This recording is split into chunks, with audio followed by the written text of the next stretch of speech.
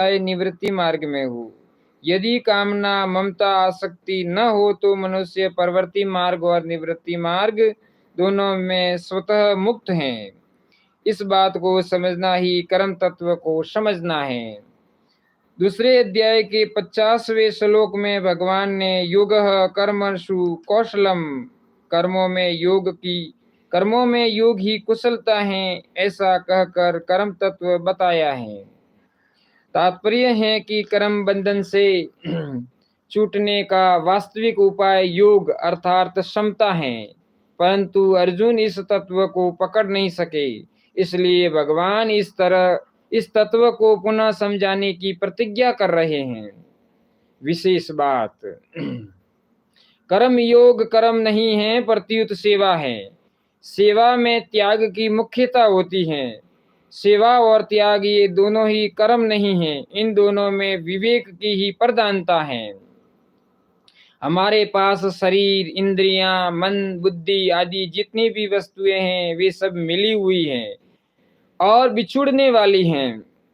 मिली हुई वस्तु को अपनी मानने का हमें अधिकार नहीं है। संसार से मिली वस्तु को संसार की ही सेवा में लगाने का हमें पूरा अधिकार है।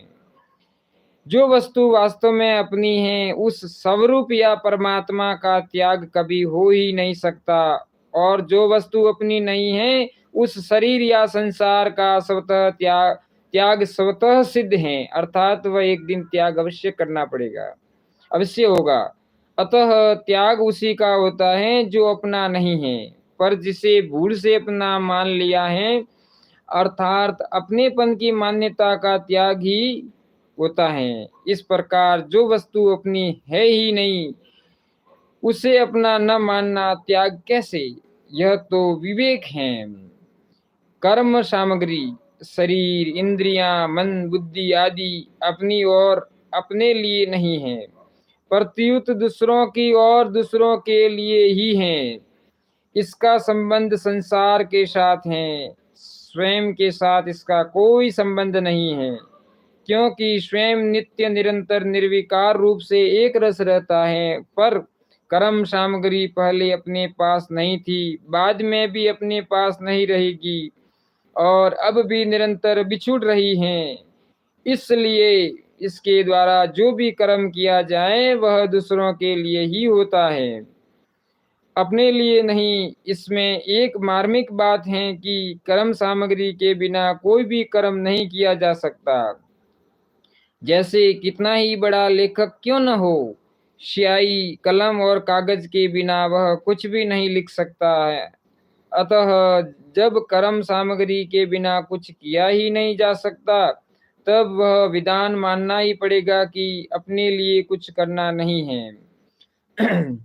कारण कि कर्म सामग्री का संसार के साथ संबंध है, अपने साथ नहीं। इसलिए कर्म सामग्री और कर्म सदा दूसरों के हित के लिए ही होते हैं, जिसे सेवा कहते हैं। दूसरों की ही वस्तु दूसरों को मिल गई तो यह सेवा होती है, यह तो विवेक है।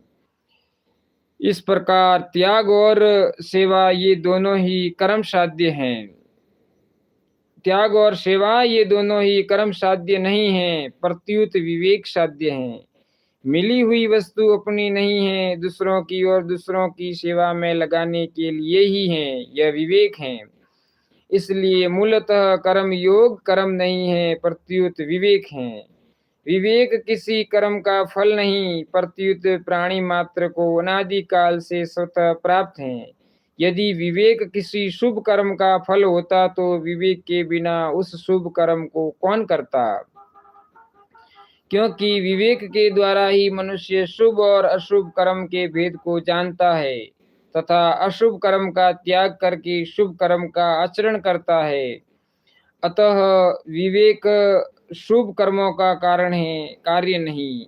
यह विवेक स्वतः सिद्ध है, इसलिए कर्म योग भी स्वतः सिद्ध है, अर्थात कर्म योग में परिश्रम नहीं है। इसी प्रकार ज्ञान योग में अपना असंग स्वरूप स्वतः सिद्ध है और भक्ति योग में भगवान के साथ अपना संबंध स्वतः सिद्ध है। सीताराम सीताराम। यज ज्ञात्वा मोक्ष्यसे अशुभ